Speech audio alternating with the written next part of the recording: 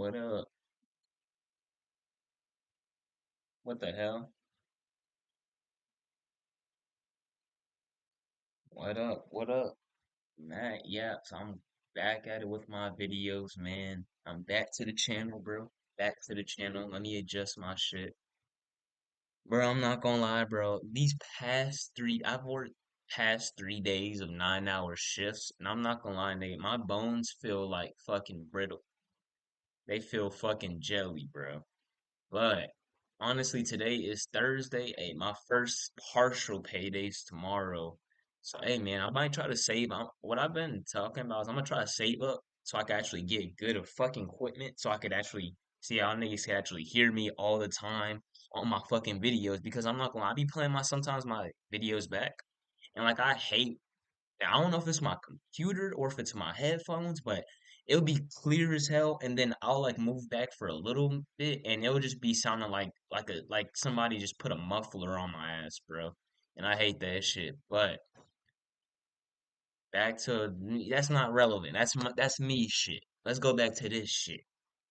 Today we got Sugar Daddy kills Mistress to hide his deadly secret. So I'm gonna give my predictions. I'm guessing that nigga was just pimping more than one bitch out. But anyways, let's stop the talking. Let's actually get in the fucking video. I just noticed my speaker, I said speakers, my headphones are not connected.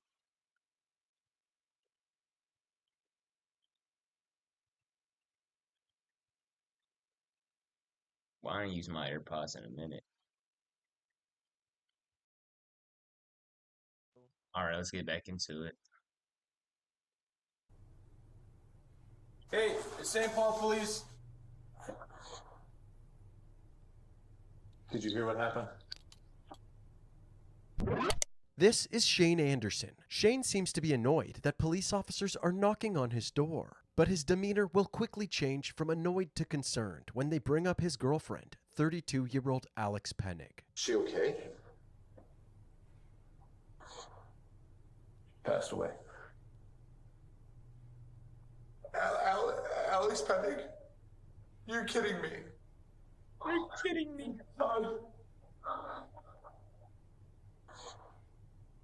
Just hours before this interaction, at exactly 2:53 a.m., the St. Paul Police Department received an emotional 911 call. The caller reported that Alex had been shot in the head and was now bleeding Damn. out on her bathroom floor. Police dispatch notified all units of the shooting. Several officers, firefighters, and EMTs rushed to 260 5th Street East. They arrived within minutes, but had to wait at the entrance of the building until somebody could unlock the door. The caller, 44-year-old Matthew Ecker, let them inside. He was still on the phone with 911. As they took the elevator to the second floor, Matthew started having a panic attack. Prepared for the worst, law enforcement made their way down the hall. They then entered the apartment, and on their right side, a bathroom door was open. Alex was inside, lying on her back in a pool of blood. She had a gunshot wound to her left temple, and beside her, they found a handgun. One of the first responders picked up the gun and placed it on the bathroom counter. They then checked for any signs of life, but it was clear that Alex was dead. It's fine, because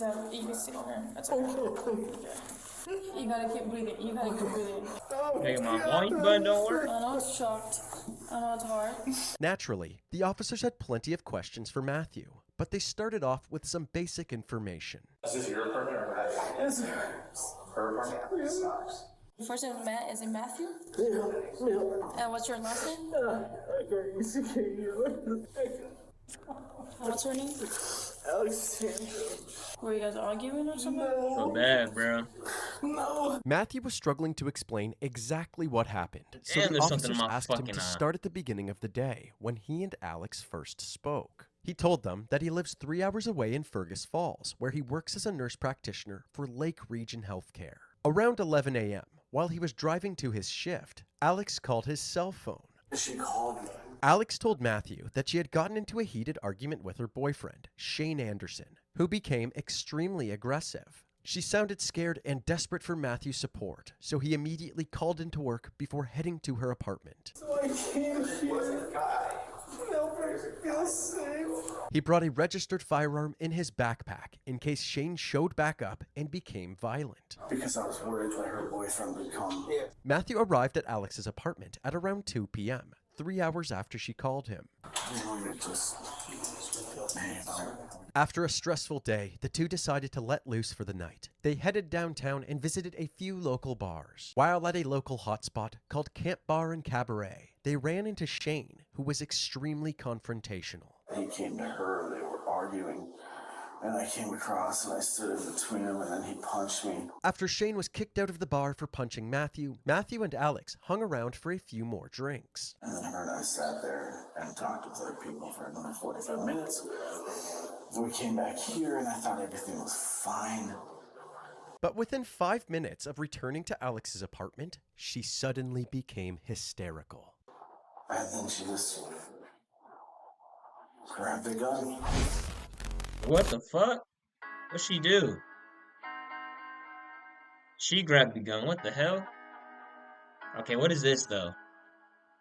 The next thing he remembers is breaking through the bathroom door and standing over her dead body. He tried to plug the wound and apply pressure to stop the bleeding. I tried to do what I could. She kill her fucking and then I self? washed my hands. And Then you wash your hands, Correct. That's why I don't have anything. and then you call the police. According to Matthew, he called the police 4 minutes after the gun went off, so Alex's death was at approximately 2:49 a.m. Upon learning that Matthew had washed his bloody hands in the sink, the officers double-checked the sink for evidence. But not only was there no blood, the sink was completely dry. By this point, lead Nigga. detectives Abby DeSanto and Jennifer Nigga. O'Donnell had arrived. After being caught up to speed, they began inspecting the scene. Alcohol and prescription medications were scattered all over her apartment. Across from the bathroom was a closet door with 2 holes in it. The detectives wondered if Shane had punched this door during the argument with Alex earlier that day. They asked the neighbors if they had ever heard any fighting coming from Alex's apartment, but there wasn't anything notable to report. The detectives wondered if they could get any insight from Alex's phone, but without her passcode, they were unable to access it for the time being. So, they spoke directly to Alex's family and friends. It turns out that Alex had a history of abusing prescription medication, a habit that started in college. So I'm like confused. Are they trying to imply that like she killed herself? Wait, no, it says sugar daddy kills mistress to hide his deadly secret. But I'm confused. So the dude, her friend, was with her going to the apartment, and he says that fucking like it doesn't make sense. It says that Shane wasn't there, so the dude want the girl to go to the apartment, but then she got shot and killed, and he came in the bathroom to plug in the wound. So I mean, is he implying that she killed himself, or did this nigga do? I'm confused. Cause like obviously Shane's the bad person in the situation, but like where does he come into She play? eventually turned her life around, and in 2019, she graduated from a practical nursing program. She gave an inspiring speech at her graduation. Thank you to my family for never once giving up on me when many times I'm sure you'd wanted to.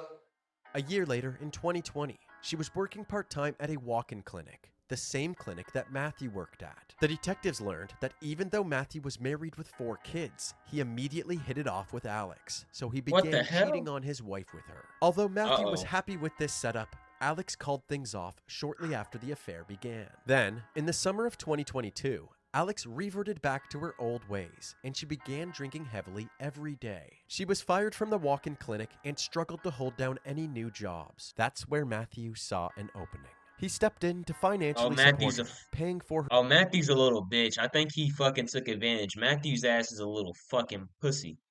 I was wondering, like, what? I thought that her fucking abusive ass boyfriend rent, fucking killed her. groceries, and medication Sounds like this until nigga she did got something. back on her feet. Despite Casanova Matthew saving the day, Alex would come to meet a sweet guy named Shane before the summer was over. They quickly fell for each other, making things official in October of that same year. But according to Matthew's story, Shane became a violent and abusive boyfriend, punching things during arguments and assaulting Alex's guy friends out of jealousy. With all of this information, How you don't have detectives blood? Is that then like?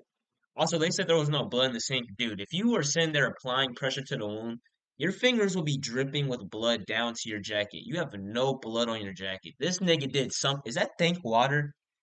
Think Water is the best fucking flavor water ever.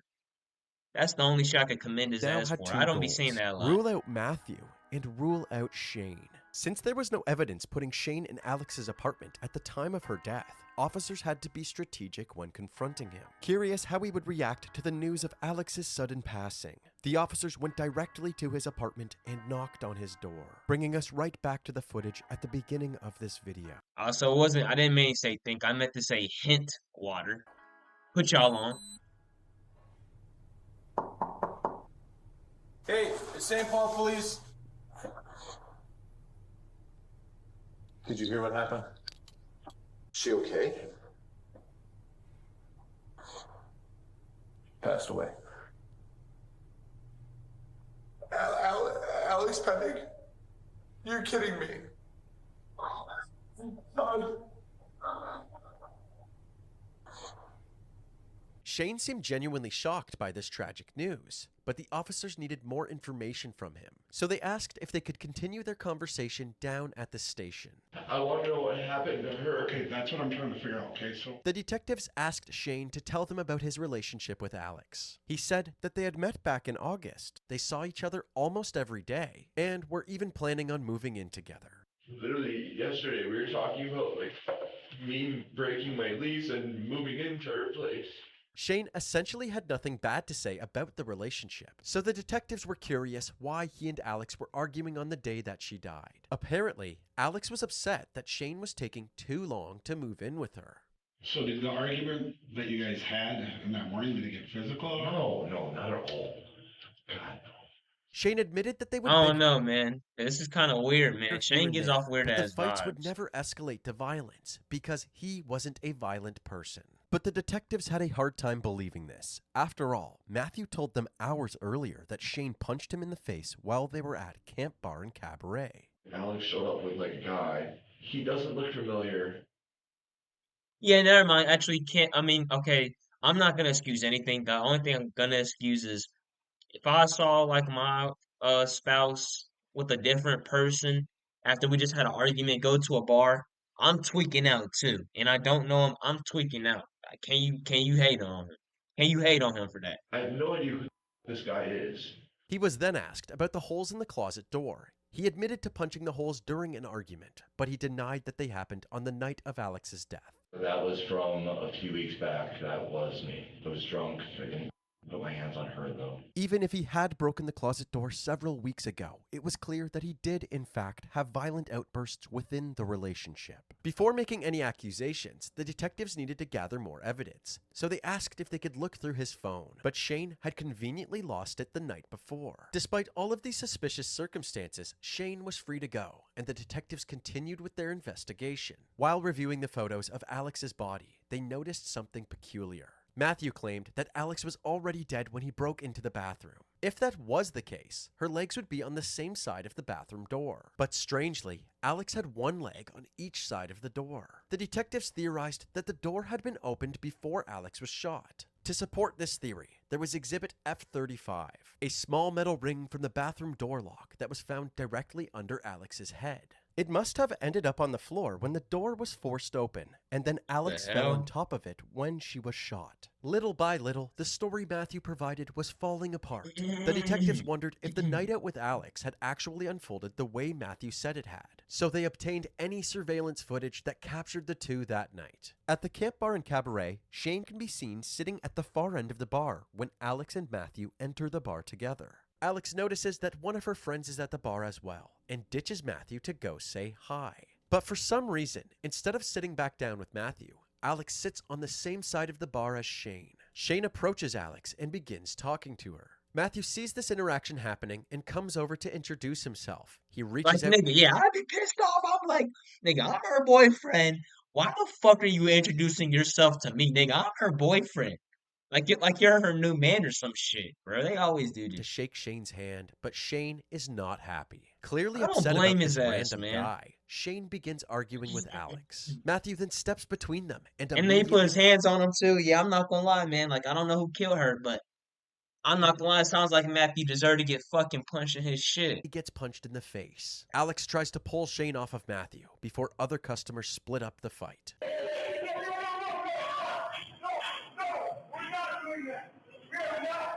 Shane is promptly kicked out of the bar. Not wanting this fiasco to ruin their night, Matthew and Alex decide to hang out for another. I'm not gonna lie, man. I'm not gonna lie, man. If I'm Shane, bro, and I just witnessed that, I'm not gonna lie, dude. I don't know why they do put us in scenarios like this. Cause I feel like it's reasonable. Cause I feel like a woman would fucking tweak out. She saw her man with another girl after they's got an argument. I don't know how it's different here than the fact that she stayed with this nigga, bro. Man, fuck that, 45 man. minutes. After having several drinks, the two stumbled out of the bar and headed back towards Alex's place. After a 12-minute walk, they enter the apartment building at 2:08 a.m. Nothing seems out of the ordinary. 19 minutes later, they can be seen exiting the building together, leaving the camera's view for a few minutes. Alex then re-enters the building alone. Her body language indicates that she is losing her patience while waiting for Matthew. She begins messaging somebody, but it's unclear who. Matthew returns at 2:33 a.m., and Alex appears visibly angry with him. She doesn't hold the door for him and storms through the lobby. Matthew follows behind, shrugging his shoulders. Clearly, there was Shane, some you were tension getting between the cheated two on, as they boy. return to Alex's apartment. Shane was getting cheated on. But Matthew omitted this detail when speaking with the detectives. With all of this new evidence, they asked Taco Nirvana. What the Now fuck is available this? at Mellow Mushroom Pizza Base. I feel like I just got put in a fucking trip. A fucking Matthew to mushroom come trip. in for an interview. They gave him another chance to explain what really happened. Laughing way home. Everything was fine. You guys weren't arguing or anything? There's no fight with you two? Not between us. Knowing that this was a blatant lie, they started challenging Matthew's claims one by one. The first question they had was regarding the location of the gun. Matthew denied pulling the trigger, but if he didn't, then why was the gun found on her left-hand side? She might have it. She's not. Not so it was weird. Since Alex's left hand was her non-dominant hand, the detectives found Matthew's story very difficult to believe. They then questioned him about the sink. He claimed that he washed the blood off of his hands before immediately calling 911, but the evidence didn't corroborate his story. Right, and then you called the police right away? Yeah, I called the police, yeah. So, you know, when you get blood all over your hands and then you go into the sink and you... Yeah. Or Yeah, there's gonna be the residue handle on the blood. Right, there should be blood on that. There should be And blood, yeah. There's no blood in the hand of the sink. and there's no... Nigga, you did it. Fuck you. The sink is... I rinsed my hand. The sink's dry. There's no water or anything. No, I washed my hands in the sink. I did. Keep in mind that the officers arrived at Alex's apartment at 2:57 a.m., just 4 minutes after Matthew said he placed the 911 call. No water if he in really that had bitch, washed his nothing. hands in the sink, No he must have blood. waited an extended period of time for the sink Yeah. to dry up before calling the police. Or Matthew didn't try to keep Alex alive at all and never got blood on his hands in the first place. Right now, all this evidence does not add up. I can't. I just want you to just think. I just want you to think about this and what you're... You're asking me to confess to something I didn't do. No, I'm not. I'm asking you just to think. I mean, Matthew was clearly overwhelmed by the evidence against him, so the detectives decided to leave him to his own devices to let things sink in. We're just gonna give you some time here just to think. We gotta grab that stuff anyway. Think about everything that we discussed with you. Matthew was given plenty of time to contemplate his next move, and by the time the detectives came back to the room, there was something he needed to get off his chest. so the change that I have, I did take the gun and I put it in my suitcase. Matthew said he initially Nigga, why? tried hiding the gun because he Why the didn't want to fuck- be blamed for something he didn't do, especially Nigga, because that doesn't it make was sense. his gun. But realizing that this would only make him look worse, he put the gun back where he found it. I put it in the suitcase, went back, looked at her, and said, "Yep." Went back to the suitcase, grabbed the gun, and put it back there. Although he admitted to tampering with evidence, Matthew was adamant that he had no part in Alex's death. I did not shoot her. I didn't. This nigga right here. The detectives continued just to lying apply on his pressure, but fucking little Matthew ass stuck to hairline. his story. With no progress being made, the detectives wrapped up the interview. Matthew was escorted to a cell while his charges were being processed. 44-year-old Matthew Ecker was charged with second-degree murder in connection with the death of Alexandra Penning of St. Paul. He faces up to 40 years in prison if convicted. On February 8, 2024, Matthew's trial began. The prosecution painted Matthew as a cheating husband, desperate to win over Alex because he never got over the fling they had years earlier. Not only did he spend thousands of dollars to keep her afloat during her financial struggles, he also abused his nurse practitioner privileges to refill any medications she wanted. In fact, all of the medications found in Alex's apartment were prescribed by Matthew. Matthew became frustrated when these attempts to reignite their romance failed. And on December 16th, after a volatile night, an argument broke out at Alex's apartment. The prosecution theorized that Alex threatened to tell Matthew's wife about the affair, so he shot her. So all I'm hearing is that this nigga Shane was getting cheated on the whole time by her is fucking cheat. Man, I'm not gonna speak too much on her because rest in peace. But sounds like she cheated, and the dude that she was cheating with killed her ass. I'm not gonna say she definitely didn't deserve it. Nobody deserves to die, but hey, don't cheat.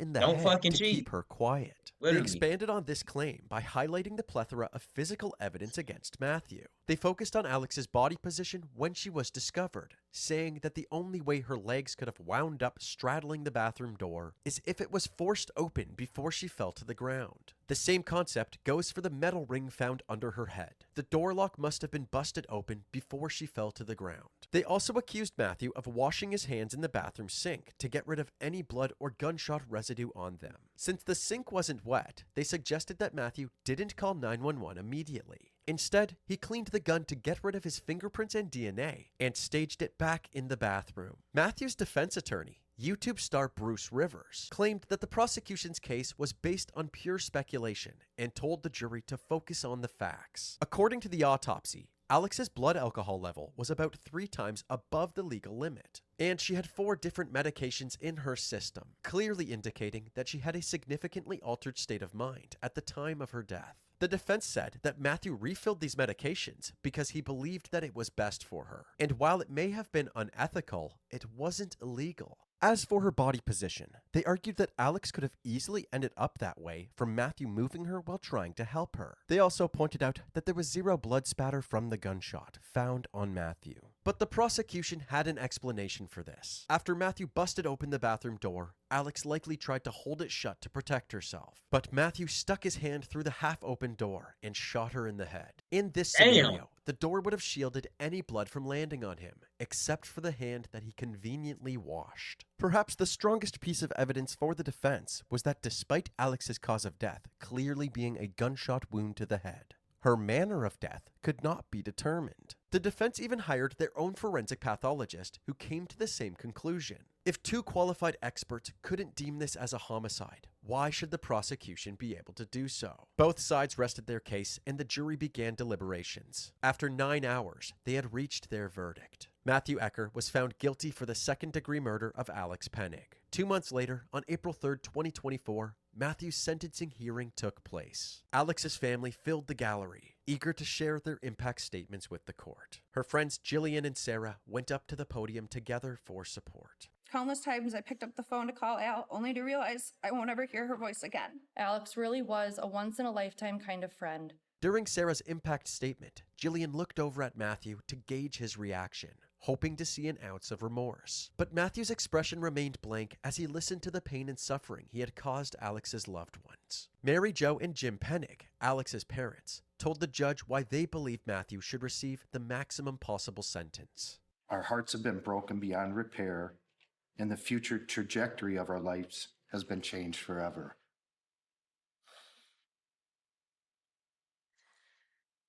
And the world lost a special soul, and we lost our baby. Matthew's family was also given the opportunity to say their piece. His mom said that Matthew had a good heart and begged the judge. I don't lie. I don't understand. Like, personally, for me, if my kids ever committed such a crime like that, I would tell the judge, take them.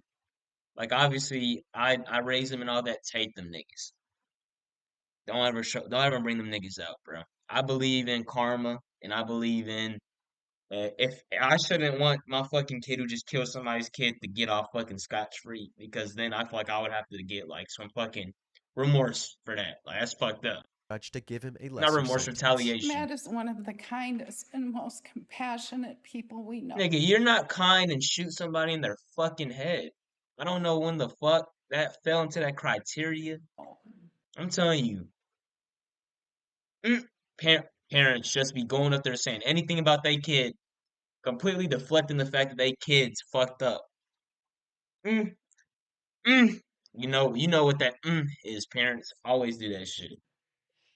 He has spent most of his adult life helping people and caring for people. I truly believe that Matt has so much more to offer to this world. After considering the arguments from both sides, along with the impact statements, the judge handed down Matthew's sentence. It is the sentence of the law and the judgment of the court that you serve 360 months with the Department of Corrections. Matthew Ecker was How long sentenced is to that? 30 years in prison without the Damn! possibility of parole. You are remanded to the custody of the Department of Corrections. Following his sentencing, Matthew tried to appeal his conviction, but on April 21st, 2025, his appeal was denied. He and his wife separated directly following the shooting, and their 4 children are in her custody. His family has had no contact with the kids since his conviction. And That is wild. His family must have been on some bullshit. as for Alex's family and friends, Wow. they frequently get together to tell stories about her and keep her memory alive. Damn, I think that's it, man. Rest in peace to Alex, but like I said, don't cheat. Don't cheat, guys. Don't cheat just because y'all are going through a rough time with your partner.